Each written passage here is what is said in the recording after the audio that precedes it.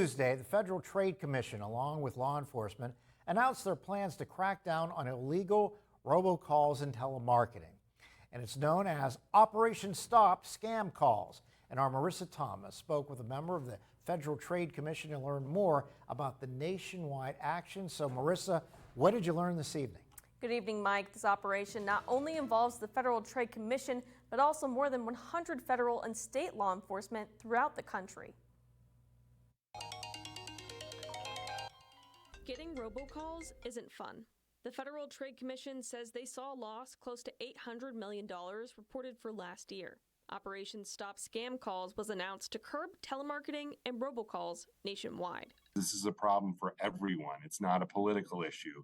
Republicans and Democrats both hate getting robocalls. So we brought together a bipartisan coalition of state and federal law enforcers to put a dent in robocalls. They're not all going to go away, certainly, but we hope to continue the downward trend. From 2021 to 2022, the FTC says they saw a 50% decline in robocalls. Now they're hoping to get it even lower. One way is by focusing on illegal consent farm websites. And when we sent subpoenas about why they were violating our do not call rules, that the consumer had previously provided consent, which is why we then began to focus on these consent farm websites that are the subject of a number of the cases that are part of the sweep, because they're collecting consumers' consent illegally. The FTC says the best thing to do is to hang up,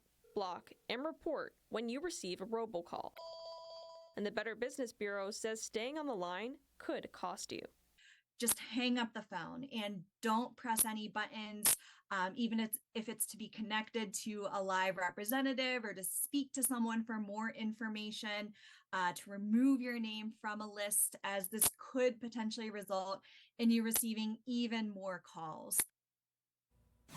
The Better Business Bureau also said that if you can reduce the number of unwanted calls by using different blocking technologies available through phone providers. They also said you can report scams to the BBB website and report those unwanted illegal phone calls to the Federal Trade Commission as well. Live from the studio, Marissa Thomas, Erie News Now.